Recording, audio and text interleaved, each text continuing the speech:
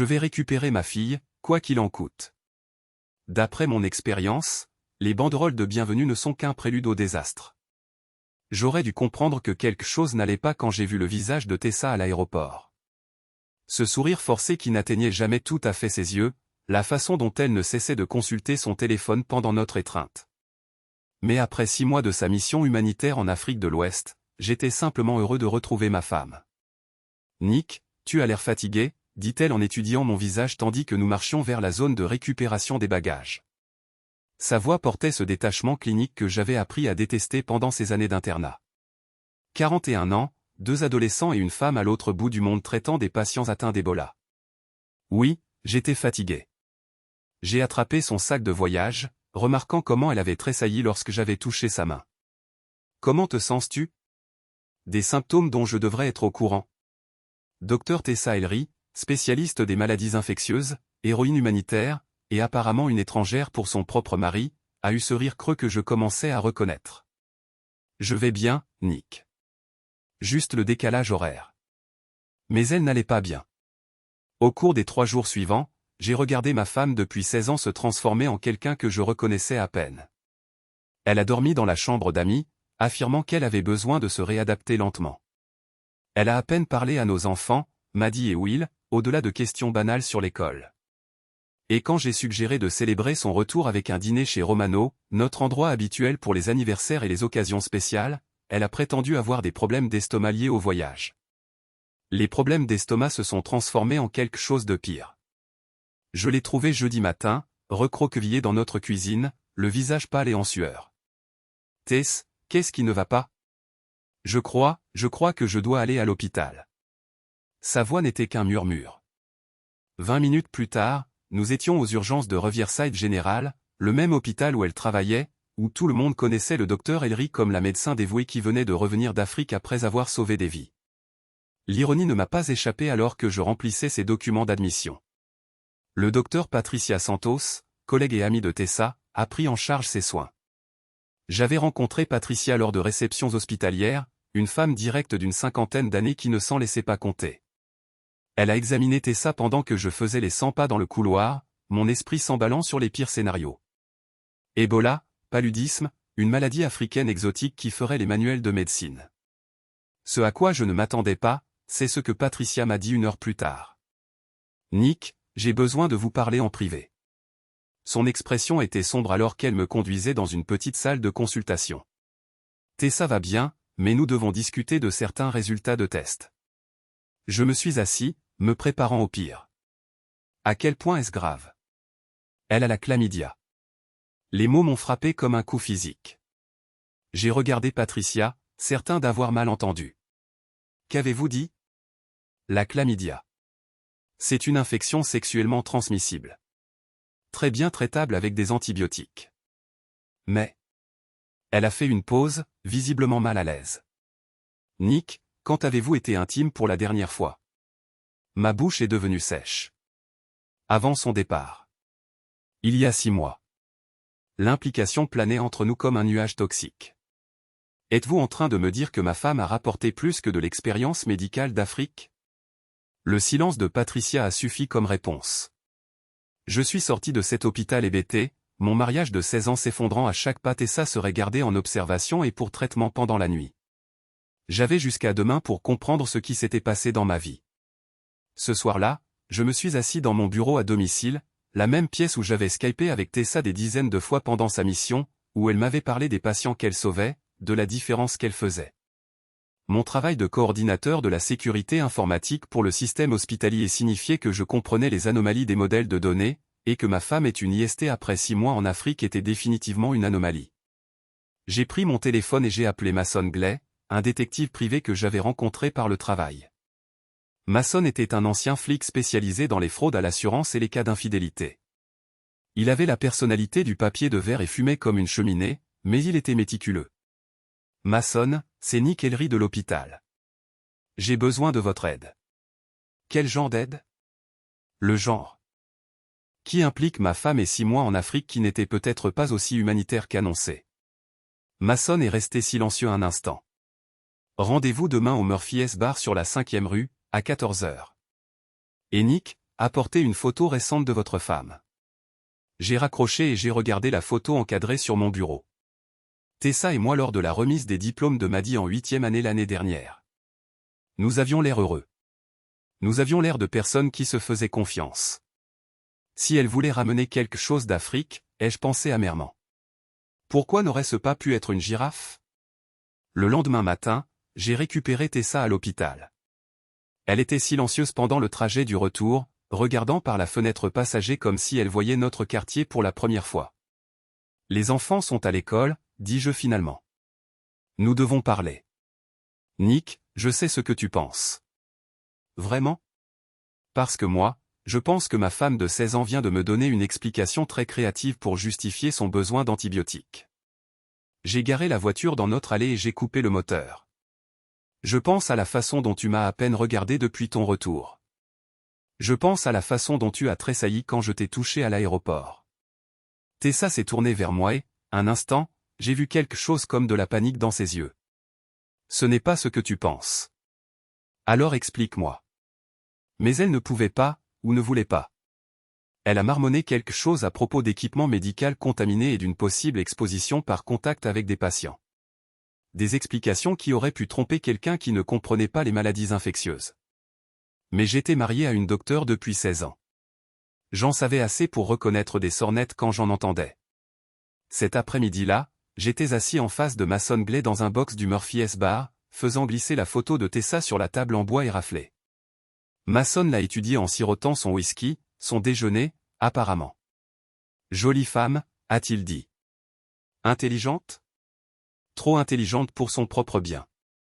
Il s'avère qu'elles le sont généralement. Mason a glissé la photo dans sa poche. Quel est votre échéancier? Elle est partie en Afrique il y a 6 mois. Mission de Médecins sans frontières en Guinée. Revenu il y a 3 jours avec une IST et une histoire qui ne tient pas debout. La Guinée, c'est loin pour une aventure. Habituellement, quand les femmes sortent du cadre, c'est plus près de chez elles. Mason a allumé une cigarette, ignorant le panneau « Interdiction de fumer ». Vous voulez que je creuse son séjour en Afrique? Je veux que vous creusiez tout. Relevé téléphonique, carte de crédit, document de voyage. Si elle éternue dans la mauvaise direction, je veux le savoir. Mason a hoché la tête. Cela prendra quelques jours. Peut-être une semaine. Vous êtes préparé à ce que je pourrais trouver? J'ai pensé au visage de Tessa à l'aéroport. La façon dont elle avait évité mon regard lorsque Patricia avait donné les résultats des tests. Comment elle avait dormi dans la chambre d'amis comme si c'était moi qui avais trahi notre mariage. Trouver la vérité, Mason. Quelle qu'elle soit. 3 jours plus tard, mon téléphone a sonné au travail. La voix rauque de Mason est allée droit au but. Nick, vous feriez mieux de vous asseoir. Les vacances de votre femme ont été plus interactives que vous ne le pensiez. Et c'est là que ma véritable éducation a commencé. Le bureau de Mason ressemblait exactement à ce que l'on attendrait d'un ex-flic devenu détective privé, fumeur invétéré, bureau encombré, store vénitien jauni et l'odeur persistante de cigarettes froides mêlées de déception. J'étais assis sur la chaise en cuir craquelé en face de son bureau, le regardant disposer une série de photographies et de documents comme s'il distribuait des cartes. Avant de commencer, dit Mason, vous devez savoir que cela va vite devenir laid. Êtes-vous sûr de vouloir toute l'histoire? Je vis avec une étrangère depuis une semaine. Oui, je veux toute l'histoire. Mason a hoché la tête et a pris la première photographie. Votre femme n'est jamais allée en Guinée. Les mots m'ont frappé comme de l'eau glacée. Comment ça, elle n'est jamais allée en Guinée? Je veux dire que Médecins sans frontières n'a aucune trace du docteur Teresa Ellery participant à une quelconque mission en Afrique de l'Ouest. Aucun document de voyage, aucune autorisation médicale, aucun dossier d'affectation, rien. Il a fait glisser un email imprimé sur le bureau. Ceci vient de leur service du personnel. Ils n'ont jamais entendu parler d'elle. J'ai fixé l'email, mes mains tremblant légèrement. Alors où diable était-elle depuis 6 mois? Mason a pris une autre photographie, un cliché de surveillance de Tessa sortant de ce qui ressemblait à un immeuble d'appartement. Est-ce haut de gamme, juste ici à Riverside, à environ 20 km de votre maison pour être exact. La pièce a semblé basculer. Elle était ici en ville tout ce temps? Ça s'améliore. Mason a étalé plus de photos. Elle louait un appartement meublé sur Maple Street sous le nom de Teresa Grant. Payé avec une carte de crédit que vous n'avez jamais vue parce qu'elle a ouvert le compte en utilisant son nom de jeune fille et une boîte postale. J'ai étudié les photos. Tessa portant des courses. Tessa montant dans une voiture que je ne reconnaissais pas, Tessa riant avec un homme que je n'avais jamais vu auparavant. Sur chaque image, elle avait l'air détendue, heureuse, plus heureuse qu'elle ne l'avait été avec moi depuis des années. Qui est ce gars? Le docteur Owen Grant, chirurgien orthopédiste à Riverside General.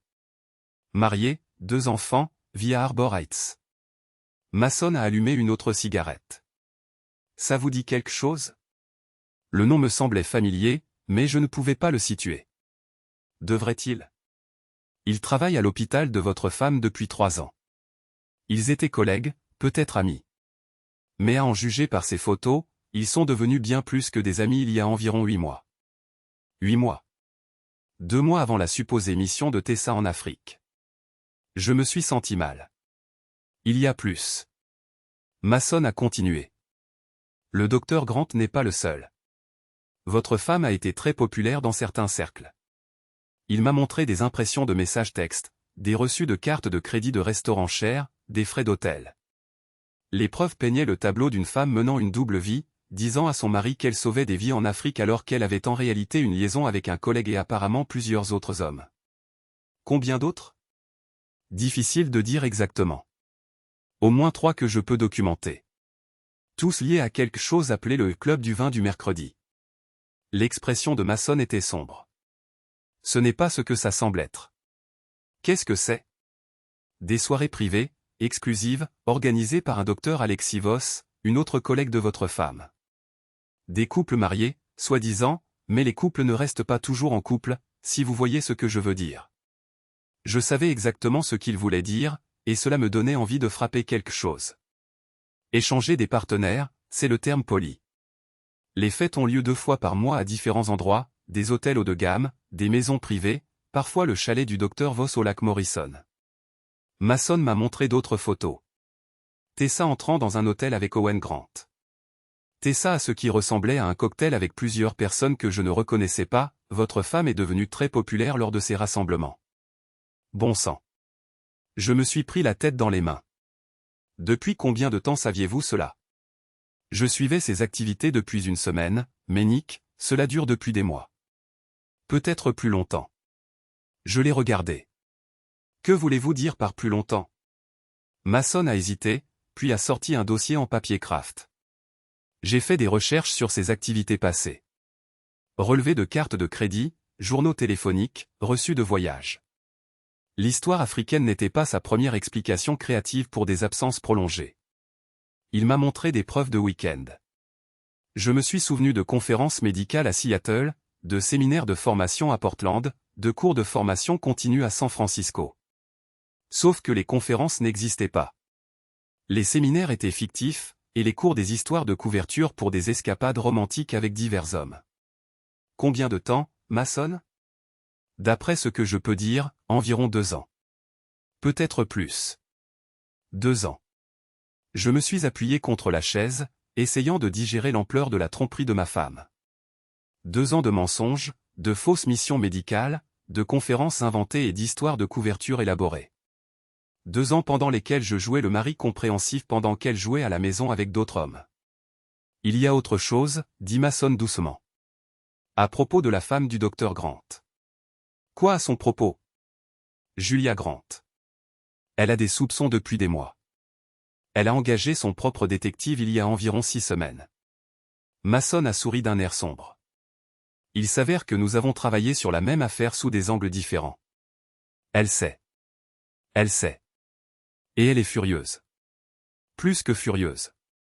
Elle est prête à la guerre. Mason a écrasé sa cigarette. Elle veut vous rencontrer. Pourquoi?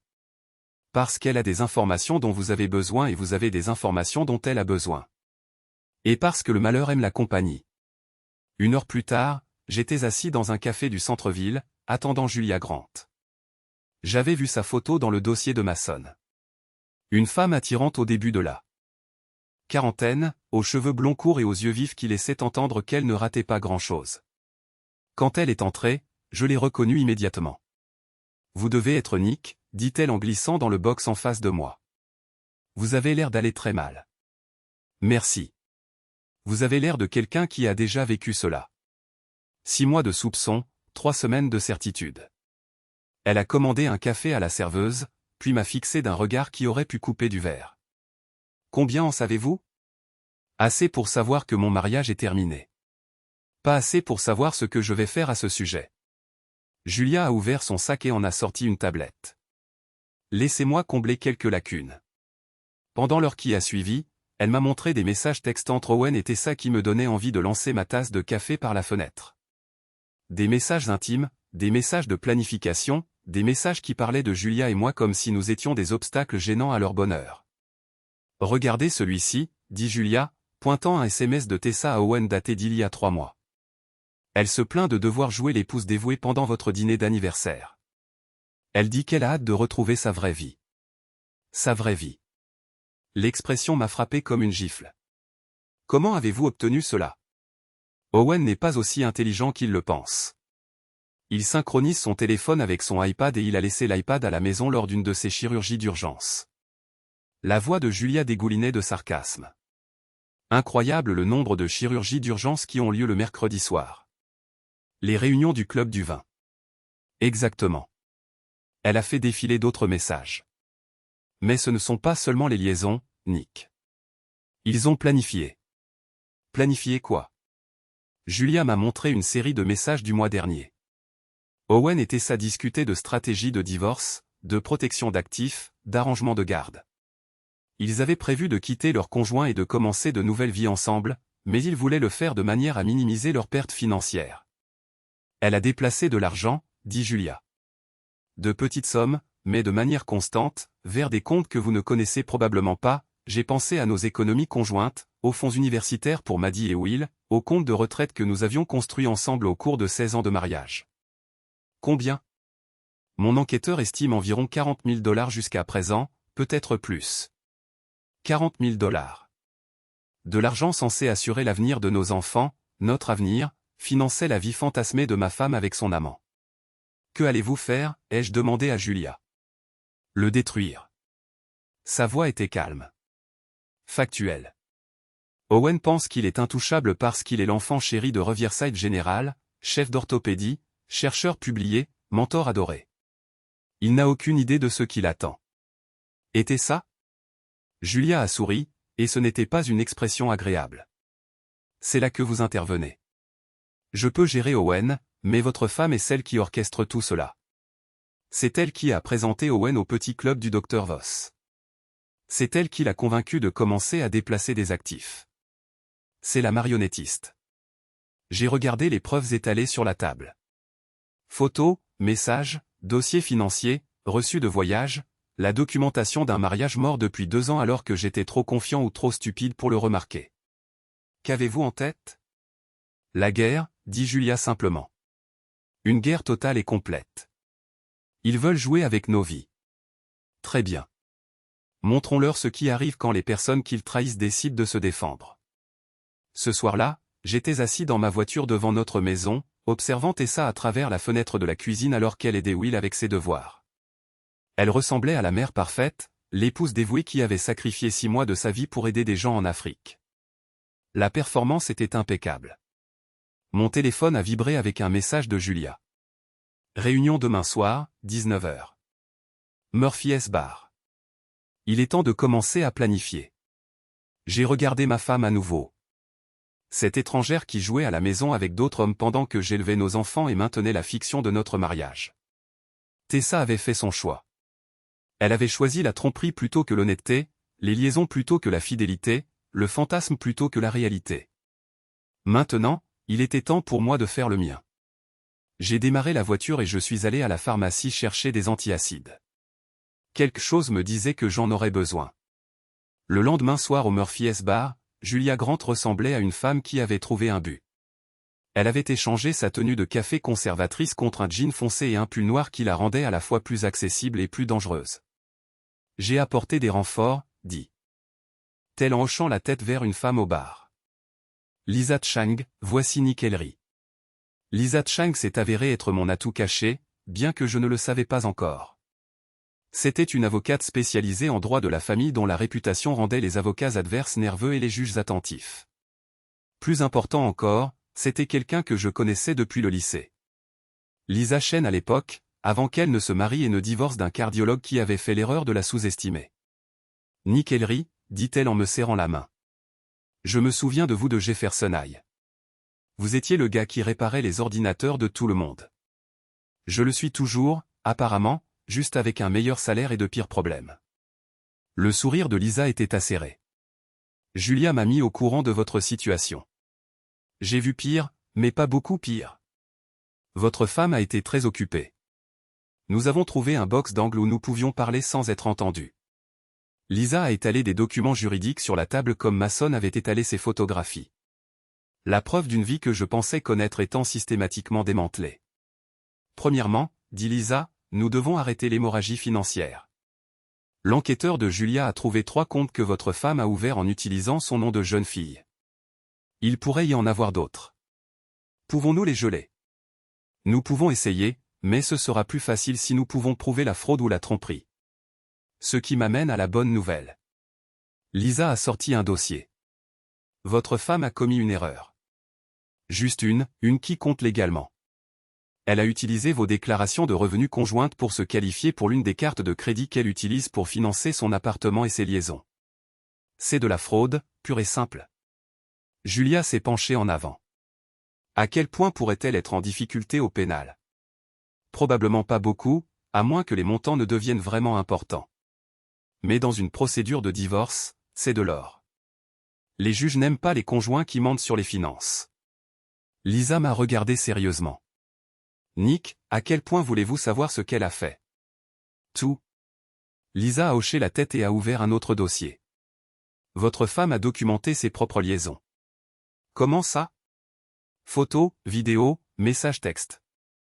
Elle a gardé des dossiers de ses activités avec le docteur Grant et d'autres. Je suppose qu'elle pense que c'est romantique. Ou peut-être qu'elle est juste assez narcissique pour vouloir un enregistrement de ses conquêtes. Julia a ri amèrement. Owen fait la même chose. Il a des photos sur son téléphone de femmes des soirées du club du vin, y compris votre femme. Les implications m'ont frappé immédiatement. Ils ont des preuves de leur propre liaison. Beaucoup de preuves, a confirmé Lisa. Ce qui facilite notre travail et rend leur position bien pire. L'infidélité n'a peut-être pas beaucoup d'importance dans les États où le divorce est sans faute, mais elle en a beaucoup quand il s'agit de la division des biens et de la garde. En parlant de garde, ai-je dit, quelles sont mes chances? L'expression de Lisa est devenue sérieuse. Meilleure que vous ne le pensez. Votre femme a abandonné sa famille pendant 6 mois sous de faux prétextes. Elle a utilisé des biens matrimoniaux pour financer des liaisons. Elle a menti à tout le monde, y compris à vos enfants, sur son lieu de séjour et ses activités. Elle a fait une pause. Et la seule question est de savoir à quel point vous voulez être agressif. Que voulez-vous dire? Je veux dire que nous pouvons jouer la carte de la discrétion, demander le divorce, négocier un accord, essayer de garder les choses civiles pour les enfants, ou nous pouvons aller au nucléaire, tout exposer, demander la garde exclusive, pousser pour des conséquences financières maximales. Lisa s'est penchée en arrière. Le choix vous appartient, mais vous devez savoir que votre femme et le docteur Grant n'ont pas l'intention d'être fair-play. Julia a de nouveau sorti sa tablette. Montrez-lui les messages d'hier. Elle a fait défiler une conversation entre Owen et Tessa qui m'a glacé le sang. Ils discutaient de stratégies pour discréditer leurs conjoints, y compris des allégations de maltraitance émotionnelle, d'irresponsabilité financière et d'inaptitude parentale. Elle compte prétendre que je suis un père indigne, ai-je demandé, lisant par-dessus l'épaule de Julia.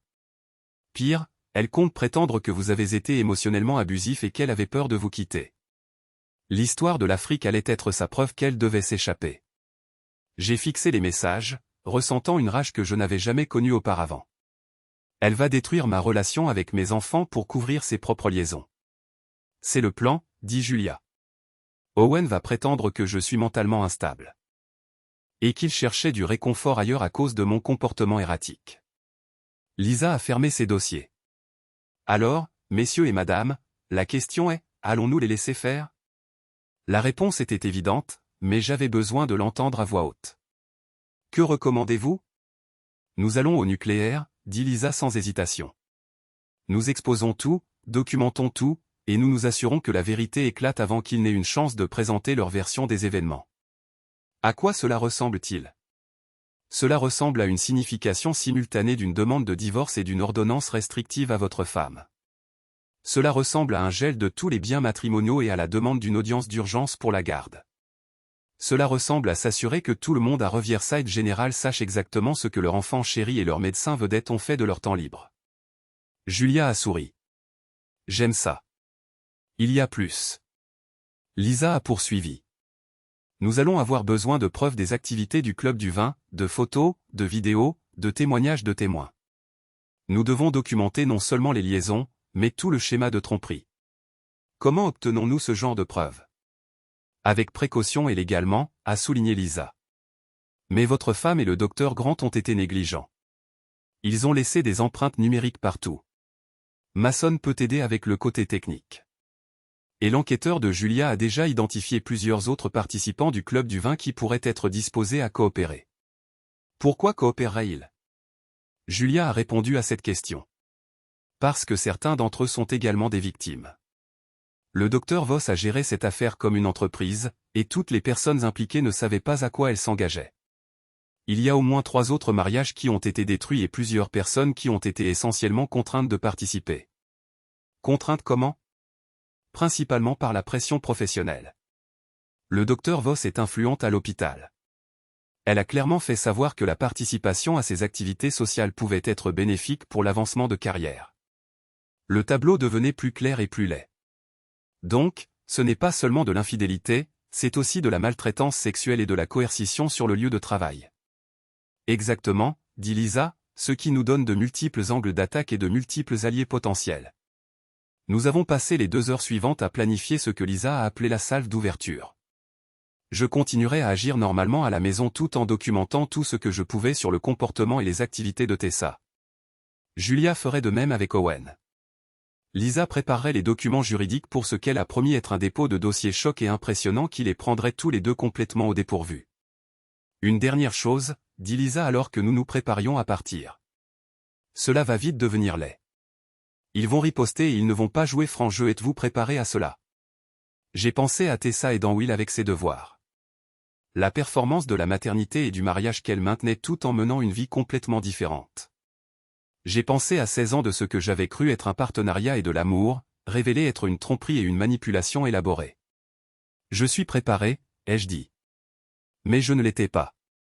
Pas vraiment, car je n'avais aucune idée à quel point les choses allaient devenir laides. 3 jours plus tard, Tessa est rentrée du travail avec le genre de gaieté forcée qui était devenu son mode par défaut depuis son retour de sa mission fictive en Afrique. « Comment s'est passée ta journée » demanda-t-elle en m'embrassant la joue comme si nous étions toujours le couple heureusement marié qu'elle prétendait que nous étions.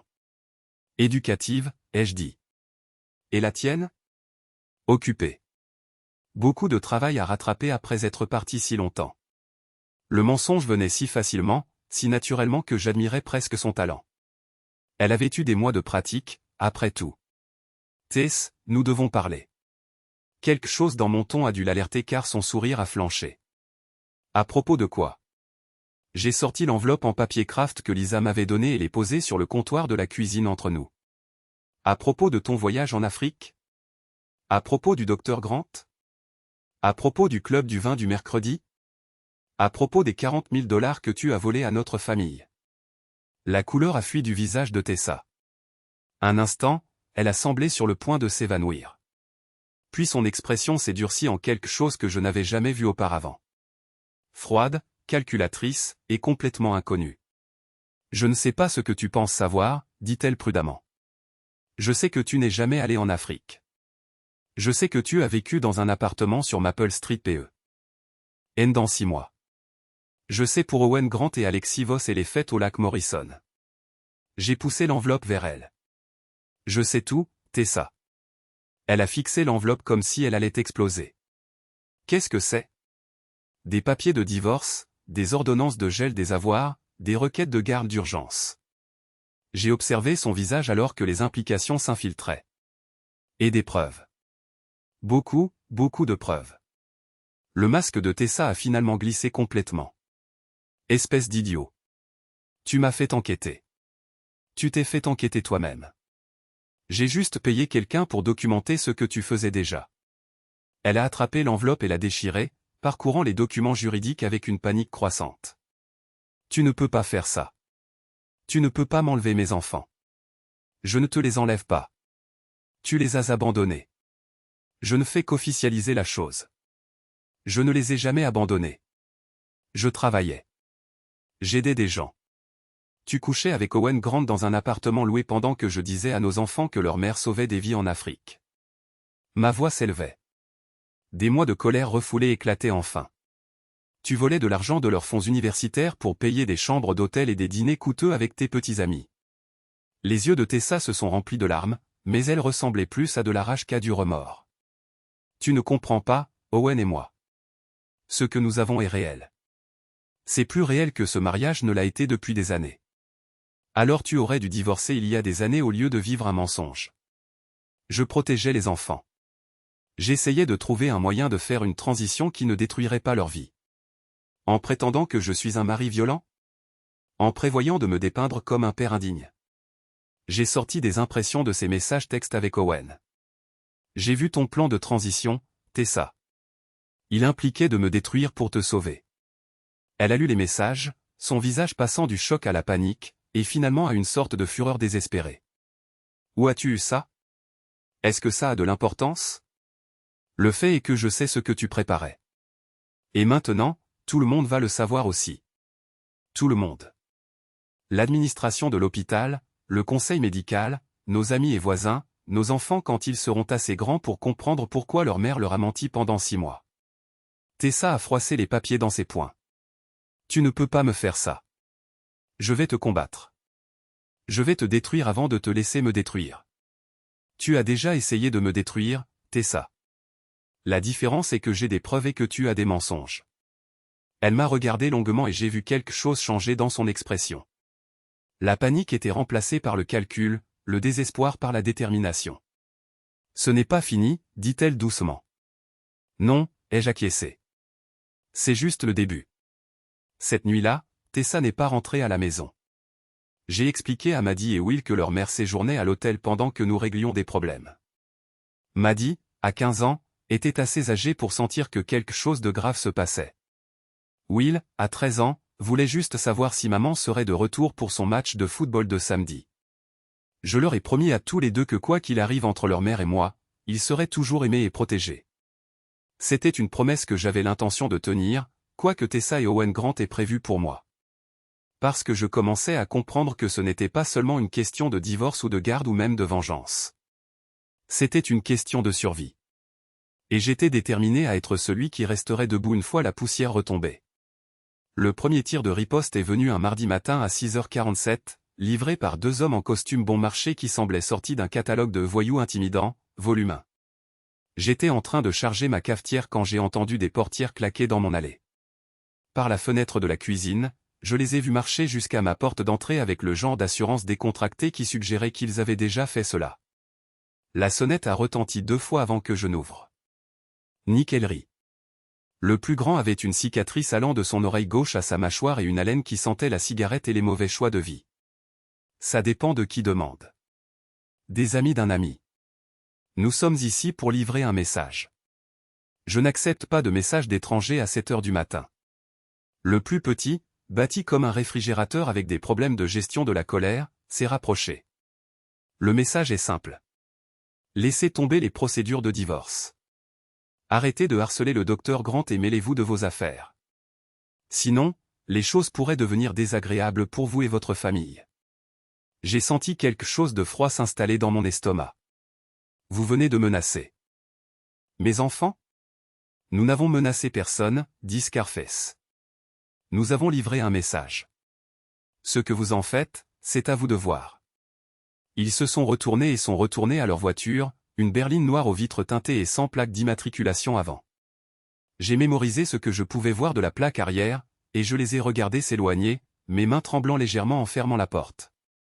Tessa et Owen étaient passés à l'intimidation physique, ce qui signifiait qu'ils étaient désespérés, ce qui signifiait que la stratégie juridique de Lisa fonctionnait, mais cela signifiait aussi que mes enfants, nous, sommes potentiellement en danger.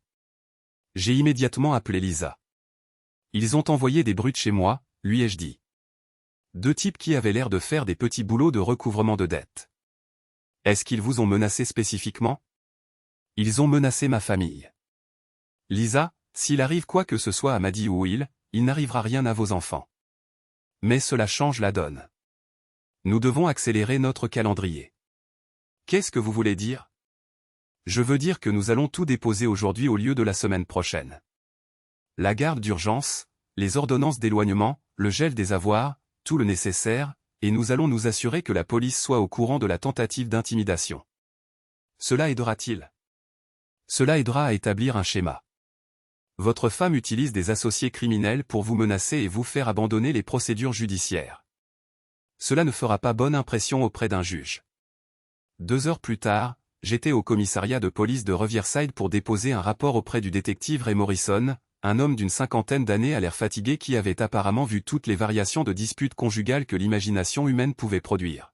« Avez-vous bien vu ces types » demanda-t-il en prenant des notes. « Assez bien. J'ai une immatriculation partielle et une description. Une idée de qui a pu les envoyer? » J'ai hésité. Ma femme a une liaison avec un médecin nommé Owen Grant. Nous sommes en plein processus de divorce et les choses se sont compliquées. Le détective Morrison leva les yeux de son bloc-notes. Compliqué comment? Elle a volé de l'argent, vit sous une fausse identité, et a apparemment des amis qui viennent à domicile pour proférer des menaces. Dr Owen Grant, vous avez dit le chirurgien orthopédiste. Vous le connaissez? L'expression de Morrison se durcit. Je le connais de nom. Ma fille travaille à l'hôpital. Elle dit qu'il a la réputation d'être influ. Assez influ pour que des gens menacent le mari de sa petite amie? Assez influ pour que cette conversation reste entre nous jusqu'à ce que je puisse faire quelques vérifications. Morrison referma son bloc-notes. Monsieur Ellery, je vais vous donner un conseil. Documentez tout. Chaque appel téléphonique, chaque visite, chaque voiture étrange dans votre quartier, et si ces types reviennent, vous appelez le 911 immédiatement. Et mes enfants? Gardez-les près de vous. Variez leur routine. Assurez-vous que l'école sache ne les remettre à personne d'autre qu'à vous. Morrison se leva. Et monsieur Ellery, soyez prudent. Les gens désespérés font des choses stupides. Cet après-midi-là, j'ai récupéré Maddie et Will à l'école et je les ai emmenés au bureau de Lisa. Ils avaient besoin de comprendre ce qui se passait. Du moins, les parties qu'ils pouvaient gérer. Votre maman et moi divorçons, leur ai-je dit, assis dans la salle de conférence de Lisa pendant qu'elle s'occupait des dépôts légaux. Ce n'est pas à cause de quelque chose que vous avez fait, et ce n'est pas parce que nous ne vous aimons pas. C'est parce que votre maman et moi ne pouvons plus vivre ensemble. Maddie, perspicace comme toujours, alla droit au but. Maman a une liaison? J'ai regardé ma fille de 15 ans, me demandant quand elle était devenue assez grande pour poser de telles questions et assez intelligente pour lire la situation si clairement. Oui, ai-je dit. Elle en a une. Will, 13 ans et encore assez jeune pour espérer des solutions simples, a demandé, vous ne pouvez pas juste arranger les choses? Certaines choses ne peuvent pas être arrangées, mon grand. Mais ce qui ne changera pas, c'est que votre maman et moi vous aimons tous les deux et que nous prendrons soin de vous. Où allons-nous vivre? Demanda Maddie. Avec moi pour l'instant. Votre maman est en train de régler certaines choses. Ce que Tessa faisait en réalité, c'était rencontrer son propre avocat et planifier sa contre-attaque. Je l'ai découvert ce soir-là lorsque Lisa m'a appelé pour me donner des nouvelles. Elle prétend que vous avez été émotionnellement abusif pendant des années, dit Lisa. Elle dit qu'elle avait peur de vous quitter, c'est pourquoi elle a inventé l'histoire de l'Afrique. Elle se dépe. INT comme une victime qui a été poussée à chercher du réconfort ailleurs. C'est insensé. C'est aussi prévisible. Mais voici le problème. Elle a le docteur Voss pour étayer son histoire. Le docteur Voss est prête à témoigner que votre femme s'est confiée à elle au sujet de vos prétendus abus il y a des mois. Elles mentent toutes les deux. Je le sais et vous le savez, mais nous devons le prouver. Ce qui m'amène à la bonne nouvelle. L'enquêteur de Julia a trouvé quelque chose d'intéressant. Quoi? Le docteur Alexis Voss a enregistré les activités du club de dégustation de vin, vidéos, photos, enregistrements audio. Elle a une documentation de tout ce qui s'est passé lors de ces soirées. Pourquoi enregistrerait-elle ses propres activités illégales? Assurance, probablement, ou matériel de chantage, ou peut-être est-elle simplement une narcissique qui aime documenter ses conquêtes. Le fait est que les enregistrements existent et l'enquêteur de Julia sait où ils se trouvent. Pouvons-nous les obtenir? Légalement, c'est compliqué, mais nous n'aurons peut-être pas à le faire. Le docteur Voss est marié à un cardiologue nommé Robert Voss. Devinez qui vient de découvrir les activités extra-conjugales de sa femme. Je commençais à comprendre le schéma. Il est furieux. Il est au-delà de la fureur. Il est prêt à détruire tout ce qu'elle a bâti, y compris son petit empire de club de vin, et il est prêt à coopérer avec nous pour y arriver. Le soir suivant, j'ai rencontré le docteur Robert Voss dans un café près de l'hôpital. C'était un homme mince et nerveux d'une cinquantaine d'années qui semblait n'avoir pas dormi depuis des semaines. Quand il parlait, sa voix portait cette rage contenue qui découle d'une profonde trahison. Elle gère cette affaire depuis 2 ans, m'a-t-il dit. Cela a commencé comme un club de lecture, puis est devenu un club de vin, puis quelque chose de complètement différent. Combien de personnes sont impliquées? 15 couples, peut-être 20. Certains d'entre eux ne savent pas dans quoi ils s'engagent lorsqu'ils adhèrent.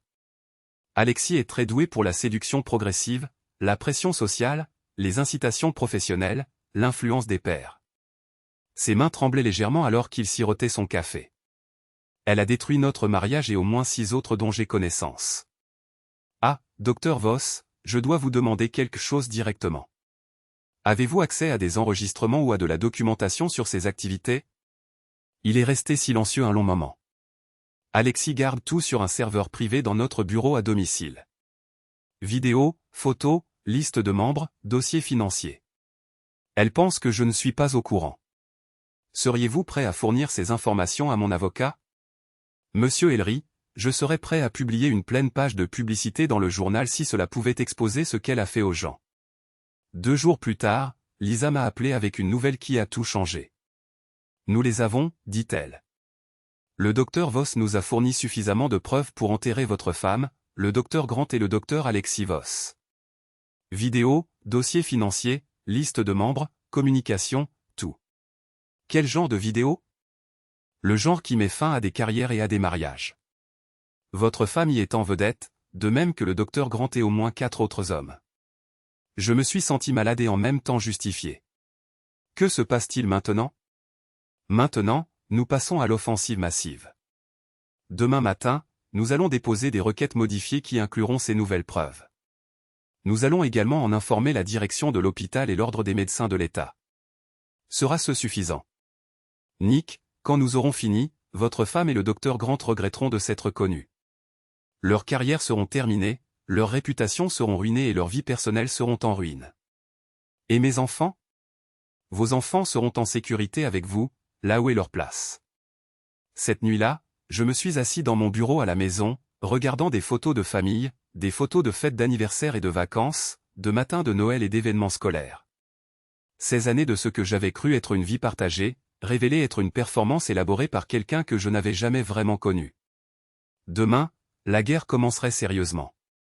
Tessa et Owen avaient fait leur choix en envoyant des brutes menacer ma famille. Maintenant, ils allaient apprendre ce qui se passait quand on cherchait querelle à quelqu'un qui n'avait plus rien à perdre. J'ai pensé au regard effrayé dans les yeux de Will quand je lui avais expliqué le divorce. À la confusion furieuse sur le visage de Maddie quand elle avait réalisé que sa mère nous avait tous menti.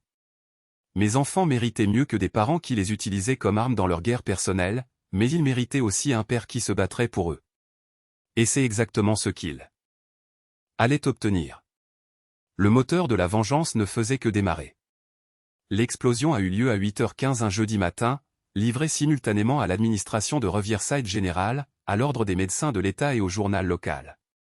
Lisa avait orchestré ce qu'elle appelait une « divulgation à impact maximal », une diffusion coordonnée de preuves qui rendrait impossible à quiconque d'ignorer ce qui s'était passé. J'étais assis dans ma voiture devant l'hôpital quand mon téléphone a commencé à sonner. C'est fait. Lisa a dit, l'hôpital vient de recevoir une plainte officielle contre le docteur Grant, le docteur Voss et votre femme. L'ordre des médecins a obtenu des copies de tout, et le journal a eu suffisamment d'informations édulcorées pour commencer à poser des questions très embarrassantes. Que se passe-t-il ensuite? Le chaos, probablement. L'hôpital devra enquêter. L'ordre des médecins ouvrira des procédures formelles, et le journal commencera à creuser plus profondément. Lisa fit une pause. Nick, vous devriez probablement rester loin du travail aujourd'hui. Les choses vont vite devenir laides. Elle avait raison. À 10 heures, mon téléphone vibrait d'appels de collègues, d'amis et de personnes que je connaissais à peine et qui avaient entendu des rumeurs sur le scandale à l'hôpital. À midi, la première camionnette de presse était arrivée à Riverside General. À 14 heures, il y en avait 3. Tessa m'a appelé à 15h17, sa voix tremblante de rage. « Tu m'as détruite », dit-elle sans préambule. « Tu t'es détruite toi-même. J'ai juste documenté cela. L'hôpital m'a suspendu en attendant l'enquête. L'ordre des médecins ouvre une enquête formelle. Des journalistes appellent mon bureau. Peut-être auriez-vous dû y penser avant de commencer à vous enregistrer en train de faire l'amour avec plusieurs partenaires tout en volant de l'argent à votre famille. Ces enregistrements étaient privés. Tu n'avais aucun droit. J'avais tout à fait le droit de protéger mes enfants d'une mère qui planifiait de détruire leur père pour couvrir ses propres crimes. » Il y eut un long silence. Quand Tessa reprit la parole, sa voix était différente, plus froide, plus contrôlée. « Ce n'est pas fini, Nick. Tu penses avoir gagné, mais tu n'as aucune idée de ce qui t'attend. » Elle raccrocha avant que je puisse répondre. Ce soir-là, j'ai compris ce qu'elle voulait dire. J'ai aidé Will à faire ses devoirs quand Maddie est arrivée en courant dans la cuisine, le visage pâle de choc. « Papa, il y a des gens dehors qui prennent des photos de notre maison. » J'ai regardé par la fenêtre d'entrée et j'ai vu 2 personnes avec des appareils photos, pas des journalistes, mais des photographes privés. Ils prenaient des photos de ma maison, de ma voiture et de tout ce qu'ils pouvaient documenter depuis le trottoir public. Mon téléphone a sonné. La voix rauque de Mason Grilly est allée droit au but. « Nick, tu as des problèmes. Ta femme a engagé une agence de détectives privés pour trouver des choses sur toi. Ils cherchent tout ce qu'ils peuvent utiliser pour te dépeindre comme le méchant. » Quel genre de choses? Irrégularité financière, abus de substances, infidélité, maltraitance d'enfants, tout ce qui pourrait étayer son affirmation que tu es un père inapte et qu'elle était justifiée de chercher du réconfort ailleurs. Ils ne trouveront rien. Peu importe. Ils créeront quelque chose s'il le faut. Faux témoins, documents falsifiés, preuves fabriquées. Ces gars-là ne respectent pas les règles. J'ai observé les photographes à travers ma fenêtre, sentant une colère froide familière s'installer dans ma poitrine. Que recommandez-vous? Rendre coup pour coup. J'ai des contacts spécialisés dans ce genre de guerre. Nous pouvons leur rendre la vie très inconfortable pendant qu'ils essaient de rendre la vôtre misérable. Faites-le. Le lendemain matin a apporté une nouvelle escalade. Je déposais les enfants à l'école quand Will a montré une voiture garée de l'autre côté de la rue. « Papa, cette voiture nous suit. » J'ai regardé la berline argentée aux vitres teintées et j'ai senti ma pression artérielle grimper en flèche. « Will, je veux que toi et Maddie alliez directement à l'école. Ne parlez à aucun inconnu. N'allez nulle part seul et appelez-moi si quelque chose d'étrange se produit. »« Sommes-nous en danger ?» demanda Maddie, sa voix plus petite que d'habitude. « Non, ma chérie, mais ta maman et moi avons un désaccord très sérieux, et certaines personnes agissent stupidement à ce sujet. » Après que les enfants soient en sécurité à l'intérieur de l'école, je me suis rendu au poste de police pour déposer un autre rapport auprès du détective Morrison. « Ils intensifient les choses, lui ai-je dit. Détective privé, photographe, surveillance. » Mes enfants sont suivis. Morrison avait l'air fatigué. « Monsieur Ellery, j'ai fait quelques vérifications sur le docteur Grant. Il a des relations avec des gens qui n'opèrent pas toujours dans le cadre de la loi. » Quel genre de relation? Le genre qui fait des visites à domicile pour livrer des messages. Le genre qui se spécialise dans la disparition des problèmes. Morrison se pencha en avant. Je vais être franc avec vous. Cette situation se dirige vers quelque chose de dangereux. Vous devez être très prudent. Et mes enfants? Gardez-les près de vous, variez vos routines, et envisagez d'obtenir des conseils de sécurité professionnelle. Cet après-midi-là, j'ai rencontré le consultant en sécurité que Mason avait recommandé, un ancien marine nommé Tom Bradley, qui était spécialisé dans la protection des familles pendant les divorces très conflictuels. « Votre femme et son petit ami jouent de façon agressive », m'a dit Tom après avoir examiné la situation. Détective privé, surveillance, tactique d'intimidation. Il ne s'agit plus seulement de divorce. Il s'agit de vous détruire complètement. Pouvez-vous aider? Je peux aider à rétablir l'équilibre. caméras de sécurité pour votre maison, dispositifs de suivi pour vos voitures, vérification des antécédents de toute personne qui approche de votre famille. L'expression de Tom était sérieuse. Mais monsieur Ellery, vous devez comprendre. Une fois que nous nous engageons sur cette voie, il n'y a pas de retour en arrière. Cela devient une guerre totale. C'est déjà une guerre totale. Je veux juste m'assurer de gagner. Ce soir-là, Julia Grant a appelé avec des nouvelles de sa propre situation. Owen est désespéré, dit-elle. Il a essayé de me convaincre d'abandonner le divorce en échange d'un règlement généreux. Quand j'ai refusé, il a commencé à me menacer. Quel genre de menace? Sabotage professionnel, principalement. Il a de l'influence à l'hôpital et des relations dans la communauté médicale. Il menace de détruire ma carrière si je ne coopère pas. Votre carrière? Vous n'êtes pas médecin. Je suis chercheuse médicale. Je travaille pour une société pharmaceutique qui fait affaire avec Riverside General.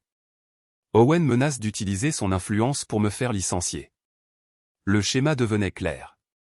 Quand Tessa et Owen ne pouvaient pas gagner par des moyens légaux, ils recouraient à l'intimidation et au sabotage professionnel. Ils utilisaient leur position à l'hôpital comme des armes contre quiconque s'opposait à eux. Julia, et si nous renversions la situation? Qu'est-ce que vous voulez dire? Je veux dire, et si nous utilisions leurs propres tactiques contre eux? Le sabotage professionnel fonctionne dans les deux sens. Le lendemain matin, j'ai mis le plan en action. En tant que coordinateur de la sécurité informatique pour le système hospitalier, j'avais accès aux journaux de réseau, aux enregistrements de mails et aux données d'utilisation du système. Pas aux informations sur les patients, qui étaient protégés par la loi fédérale, mais aux données administratives, aux dossiers de planification et aux journaux de communication. Ce que j'ai trouvé était un schéma d'abus qui allait bien au-delà des affaires personnelles. Owen Grant avait utilisé les ressources de l'hôpital pour ses affaires personnelles, programmant des patients privés pendant les heures de travail de l'hôpital, utilisant l'équipement de l'hôpital pour sa pratique privée, facturant l'hôpital pour des procédures qu'il avait effectuées ailleurs. Les irrégularités financières s'élevaient à près de 200 000 $ sur 3 ans. Le docteur Alexis Voss avait été encore plus créative. Elle gérait les activités de son club de vin comme une entreprise, facturant des frais d'adhésion et utilisant sa position à l'hôpital pour recruter des participants. Elle avait également prescrit des médicaments à des fins non médicales, des améliorateurs de performance et des psychotropes pour les membres du club de vin. Et Tessa avait falsifié des dossiers médicaux pour couvrir des absences, revendiquant des visites de patients qui n'avaient jamais eu lieu et des procédures qui n'avaient jamais été effectuées. J'ai tout compilé dans un rapport complet et je l'ai remis à Lisa, qui l'a immédiatement transmis à l'administration de l'hôpital, à l'ordre des médecins et au bureau du procureur. Cela change tout, m'a dit Lisa. Nous ne parlons plus seulement d'infidélité et de divorce. Il s'agit de fraude criminelle, de vol de services et de pratiques de prescription illégale. Que se passe-t-il maintenant? Maintenant, ils se battent pour leur liberté, pas seulement pour leur carrière. Et les gens désespérés font des erreurs. L'erreur est venue 2 jours plus tard, sous la forme d'un appel téléphonique qui allait mettre fin à la guerre une fois pour toutes. Tessa m'a appelé au travail, sa voix tremblante de panique. Nick, il faut qu'on parle. Owen et moi, nous voulons faire un marché. Quel genre de marché? Nous vous donnerons tout ce que vous voulez dans le divorce. La garde complète, la maison, les biens, tout. Arrêtez juste ça. J'ai presque ri. Arrêtez. Quoi, Tessa? Les conséquences de vos propres actions. L'enquête criminelle, l'attention des médias, la destruction de nos carrières. Sa voix se brisa. Nick, ils vont nous arrêter. Owen a déjà été suspendu de l'hôpital. Alexis est sous enquête de la DEA. Et vous voulez que je règle ça pour vous? Je veux que tu te souviennes que je suis la mère de tes enfants. Quoi que j'ai fait, Maddie et Will ne méritent pas d'avoir une mère en prison. Pendant un instant, j'ai presque eu pitié d'elle. Presque. Puis je me suis souvenu des brutes à ma porte, des menaces contre mes enfants, des mois de mensonges et de manipulations. Tu aurais dû y penser avant de décider de détruire ma vie pour protéger la tienne. Nick, s'il te plaît. La réponse est non, Tessa. Tu as fait tes choix. Maintenant, vis avec les conséquences. J'ai raccroché le téléphone et je me suis penché en arrière sur ma chaise, ressentant quelque chose comme la paix pour la première fois depuis des mois. La guerre était presque finie, et j'étais toujours debout. Mais Tessa avait une dernière carte à jouer, et elle était assez désespérée pour l'utiliser. L'appel est arrivé à 2h47 du matin un samedi, me tirant du premier sommeil décent que j'avais eu depuis des semaines. La voix paniquée de Will a traversé ma torpeur comme un couteau. « Papa. Papa, réveille-toi. » Maman a pris Maddie. J'étais hors du lit avant d'être pleinement conscient, mon cœur martelant ma poitrine. « Qu'est-ce que tu veux dire ?» Elle a pris Maddie. Elle est venue à la maison pendant que tu dormais. Elle avait une clé. Elle a réveillé Maddie et lui a dit qu'elles allaient dans un endroit sûr. La voix de Will tremblait. J'ai essayé de les arrêter, mais maman a dit que tu étais en danger et qu'elle devait partir tout de suite. Je mettais déjà mes vêtements, mon esprit en ébullition. Où sont-elles allées? Je ne sais pas, maman agissait vraiment bizarrement, comme si elle avait peur ou quelque chose. Elle n'arrêtait pas de regarder par les fenêtres comme si quelqu'un surveillait la maison. Will, écoute-moi. Verrouille toutes les portes et ne laisse entrer personne sauf moi ou la police. Je vais retrouver ta sœur. J'ai appelé le 911 en conduisant vers l'appartement de Tessa. Mais la réponse était frustrante de bureaucratie. Comme Tessa était la mère de Maddie et qu'il n'y avait pas d'ordonnance de garde lui interdisant spécifiquement de prendre notre fille, la police ne pouvait pas le traiter comme un enlèvement. Il ne pouvait que déposer un rapport et demander à Tessa de ramener Maddie à la maison. L'appartement de Maple Street était sombre et vide. J'ai utilisé la clé d'urgence que Mason avait découverte pour entrer, mais il était clair que personne n'y avait été depuis des jours. Des vêtements étaient éparpillés dans la chambre. Des papiers étaient jonchés sur la table de la cuisine, et il y avait des signes d'un emballage hâtif. J'ai appelé Mason, le réveillant de ce qui semblait être un sommeil lourd dû au whisky. Elle s'enfuit, dit-il après que je lui ai expliqué la situation. L'enquête criminelle l'a effrayée, et elle essaie de disparaître avec votre fille avant que les murs ne se referment complètement. Où irait-elle? Donnez-moi une heure. Je vais passer quelques appels. Pendant que Mason travaillait ses contacts, j'ai parcouru Riverside comme un homme possédé, vérifiant chaque hôtel, chaque restaurant, chaque endroit où Tessa aurait pu emmener Maddie.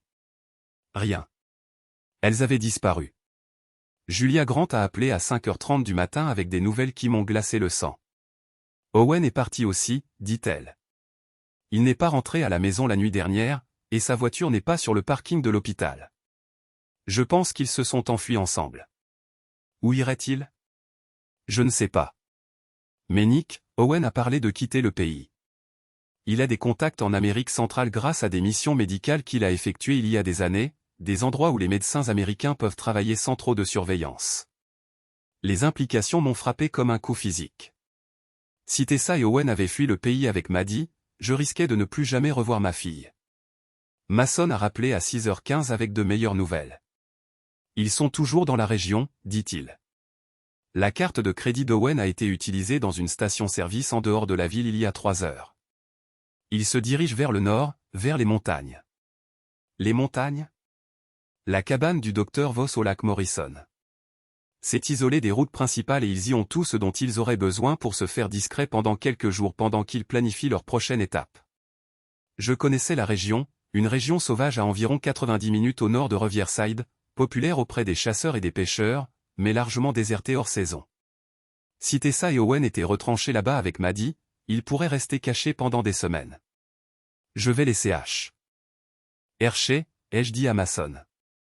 Nick, attendez la police. Cela pourrait être dangereux. La police ne peut rien faire tant qu'il n'y a pas de preuve d'un crime. D'ici là, ils pourraient être partis. J'étais déjà en train de charger ma voiture de fournitures, lampes de poche, eau, le matériel de camping que j'avais utilisé du temps où j'étais dans les marines. Je ne perdrai pas ma fille. Le trajet jusqu'au lac Morrison m'a fait traverser un terrain de plus en plus isolé, des routes de montagnes sinueuses qui menaient profondément dans la forêt nationale. Plus je m'éloignais de la civilisation, plus ma formation militaire reprenait le dessus. Je n'étais plus Nick Ellery, coordinateur informatique d'Hôpital et Marie Trahi. J'étais le caporal Ellery, fantassin de marine, en mission pour exfiltrer un allié d'un territoire hostile. J'ai garé ma voiture à 3 km de la cabane du docteur Voss et je me suis approché à pied, utilisant les compétences que j'avais apprises il y a 20 ans dans des endroits auxquels j'essayais de ne plus penser. La cabane se trouvait dans une clairière au bord du lac, isolée et défendable, parfaite pour quelqu'un qui voulait disparaître. 2 voitures étaient garées devant, la BMW d'Owen et une berline de location que je ne reconnaissais pas. Les lumières étaient allumées dans la pièce principale de la cabane, et je pouvais voir des ombres bouger derrière les rideaux. J'ai fait le tour de la cabane avec précaution, cherchant la meilleure approche. L'arrière du bâtiment faisait face au lac avec de grandes fenêtres qui me donneraient une vue dégagée de l'intérieur. Je me suis glissé à travers les arbres jusqu'à être assez près pour voir à l'intérieur. Ce que j'ai vu m'a fait bouillir le sang. Tessa et Owen étaient assis à une table de cuisine, des papiers étalés entre eux, passeports, billets d'avion, ce qui ressemblait à des documents bancaires. Ils planifiaient leur évasion, probablement vers un pays sans traité d'extradition, et Maddie était assise sur un canapé à proximité, l'air effrayé et confuse. Ma fille était utilisée comme un pion dans leur fuite désespérée devant la justice. J'ai sorti mon téléphone et j'ai appelé le 911, donnant au répartiteur l'emplacement de la cabane et expliquant la situation. Puis j'ai appelé Mason et je lui ai dit où j'étais. La police est en route, ai-je dit. Mais il leur faudra au moins 1 heure pour arriver ici. Je n'attends pas, Nick, ne faites rien de stupide. Votre fille a besoin de vous envier hors de prison.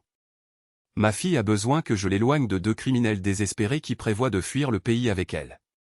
J'ai mis fin à l'appel et j'ai commencé à planifier mon approche. La cabane avait 2 entrées, avant et arrière. Si je pouvais créer une distraction à l'avant, je pourrais peut-être entrer par l'arrière et atteindre Maddie avant qu'il ne réalise ce qui se passait. J'ai fait le tour de la cabane par l'avant et j'ai trouvé ce dont j'avais besoin. La précieuse BMW d'Owen. À l'aide d'une pierre de l'allée, j'ai brisé la vitre côté conducteur, déclenchant l'alarme de la voiture. Le bruit était assourdissant dans l'air calme de la montagne. Comme prévu, Owen est sorti en courant par la porte d'entrée pour enquêter, jurant et tripotant son porte-clés pour faire taire l'alarme. J'ai attendu qu'il soit concentré sur la voiture, puis j'ai sprinté vers l'arrière de la cabane. La porte arrière était déverrouillée. Je me suis glissé discrètement à l'intérieur, le cœur battant la chamade, tandis que je me déplaçais dans les pièces sombres vers le salon principal où j'avais vu Maddie. J'entendais Owen dehors, toujours occupé avec sa voiture. Tessa était dans la cuisine, parlant au téléphone, probablement à un avocat ou à un agent de voyage, et Maddie était toujours sur le canapé, l'air petite et effrayée. Maddie, ai-je murmuré depuis l'embrasure de la porte. La tête de ma fille s'est levée brusquement et son visage s'est inondé de soulagement. Papa, chut, nous devons être silencieux. Viens ici. Maddie a commencé à se lever, mais la voix de Tessa a tranché l'air comme un fouet. Ne bouge pas, Maddie. Reste où tu es. Je suis entré dans la pièce pour trouver Tessa pointant le fusil de chasse d'Owen sur moi. Ses mains tremblaient, mais ses yeux étaient durs de désespoir. Bonjour, Nick. Je me demandais quand tu allais te montrer. Laisse Maddie partir, Tessa. C'est entre nous. Non, il s'agit de survie. La mienne, celle d'Owen et celle de Maddie. Tu as tout détruit le reste. Nos carrières, nos réputations, notre avenir. Mais tu ne m'enlèveras pas ma fille. Elle n'est pas ta fille à prendre. Elle doit être avec sa famille, pas fuir la loi avec 2 criminels. Le rire de Tessa était amer. Criminels. Nous sommes les criminels. C'est toi qui as détruit la vie de personnes innocentes pour quelques liaisons. Des personnes innocentes? Tu as volé de l'argent des fonds de collège de nos enfants. Owen a fraudé l'OPI. Tal pour des centaines de milliers de dollars. Le docteur Voss gérait un réseau de prostitution déguisé en club social. J'ai fait un pas de plus. Vous n'êtes pas des victimes, Tessa. Vous êtes des criminels qui se sont fait prendre. Arrêtez-vous là. La voix de Tessa montait, la panique s'installant. Je vais l'utiliser, Nick. Je le jure. Non, tu ne le feras pas parce que tu n'es pas une tueuse, Tessa. Tu n'es qu'une femme qui a fait de terribles choix et qui est trop fière pour en affronter les conséquences. Owen a choisi ce moment pour revenir à l'intérieur, et la situation a basculé dans le chaos. Il m'a vu dans le salon et Tessa avec le fusil, et son visage est devenu blanc. Qu'est-ce qu'il fait ici?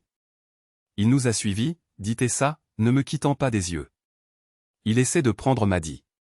J'essaie de sauver ma fille de 2 personnes qui sont sur le point de fuir le pays pour éviter des accusations fédérales. Owen a sorti son téléphone. J'appelle la police. Allez-y, dis-je. Ils sont déjà en route, ainsi que le FBI probablement, puisque vous comptez franchir les frontières internationales avec une enfant kidnappée. Elle n'est pas kidnappée, hurla Tessa. C'est ma fille. Alors pourquoi pleure-t-elle? Nous avons tous regardé Maddie, qui pleurait effectivement des larmes silencieuses et terrifiées qui me brisaient le cœur. Je veux rentrer à la maison, murmura-t-elle. Maman, je veux rentrer à la maison avec papa. Quelque chose dans l'expression de Tessa se fissura. Le fusil vacilla dans ses mains. Maddie, chérie, nous ne pouvons pas rentrer à la maison. Ton père nous a rendu impossible de rester. Nous devons tout recommencer ailleurs. Je ne veux pas tout recommencer. Je veux aller à l'école lundi. Je veux voir mes amis. Je veux retrouver ma vie. Ta vie est avec moi, dit Tessa désespérément. Je suis ta mère. Je sais ce qui est le mieux pour toi. Ce qui est le mieux pour elle? Ai-je dit doucement, c'est de ne pas être utilisé comme bouclier humain par sa mère. Tessa tourna le fusil vers moi, mais ses mains tremblaient fortement maintenant. Tais-toi. Tais-toi juste. Tessa.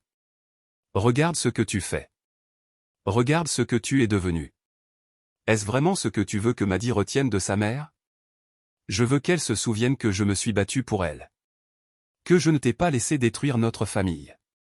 Tu as détruit notre famille le jour où tu as décidé de vivre un mensonge. Le son des sirènes au loin a brisé notre face-à-face.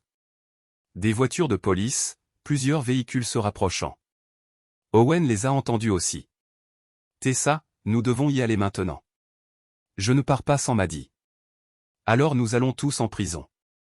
Les sirènes devenaient plus fortes. Owen a attrapé un sac de la table de cuisine et s'est dirigé vers la porte arrière. Owen, ne me quitte pas, cria Tessa après lui. Mais Owen Grant, l'homme pour qui elle avait détruit son mariage, courait déjà dans les bois, l'abandonnant au moment où les choses devenaient difficiles. Tessa fixa la porte vide où son amant avait disparu. Et j'ai vu le moment exact où elle a réalisé la vérité. Que Owen ne l'avait jamais aimée, qu'elle avait tout sacrifié pour un homme qui l'abandonnerait quand elle en aurait le plus besoin. Le fusil lui échappa des mains et tomba sur le sol avec un cliquetis. Il m'a quitté, murmura-t-elle. Il m'a juste quitté. Oui, dis-je doucement. Il l'a fait. Maddie a couru vers moi et je l'ai serré dans mes bras alors que les voitures de police encerclaient la cabane. À travers les fenêtres, je pouvais voir les officiers prendre position, se préparant à une confrontation qui était déjà terminée. Tessa s'enfonça dans une chaise, regardant dans le vide. Que se passe-t-il maintenant? Maintenant, tu fais face aux conséquences de tes choix et Maddie et Will rentrent à la maison avec moi, là où est leur place. La police a arrêté Tessa sans incident. Ils ont trouvé Owen une heure plus tard, titubant à travers les bois dans son costume coûteux, complètement impréparé à la survie en pleine nature. Le docteur Alexis Voss a été arrêté à son domicile le même matin, pris en flagrant délit d'essayer de détruire des preuves. Alors que nous retournions à Riverside, Maddie endormie sur le siège passager, j'ai pensé au mois passé. La découverte de la trahison de Tessa, les batailles juridiques, les menaces et l'intimidation, la fuite désespérée finale vers les montagnes. C'était fini. Enfin, complètement fini. Tessa ferait face à des accusations fédérales de fraude et de détournement de fonds. Owen perdrait sa licence médicale et purgerait probablement une peine de prison. L'empire du club de vin du Dr Voss serait exposé lors de procédures judiciaires qui feraient la une des journaux pendant des mois, et je reconstruirais ma vie avec mes enfants, libéré des mensonges et de la manipulation qui avaient empoisonné notre famille pendant des années. La justice, ai-je réalisé, n'est pas toujours rapide, mais quand elle arrivait enfin, elle était absolument exhaustive. Le soleil se levait alors que nous nous garions devant la maison, peignant le ciel de nuances or et roses. Un nouveau jour, un nouveau départ, et un avenir bâti sur la vérité au lieu des mensonges. Maddie bougea alors que j'éteignais le moteur. Papa, sommes-nous à la maison? Oui, ma chérie. Nous sommes à la maison. Et pour la première fois depuis des mois, ce mot signifiait exactement ce qu'il devait. Sécurité, amour,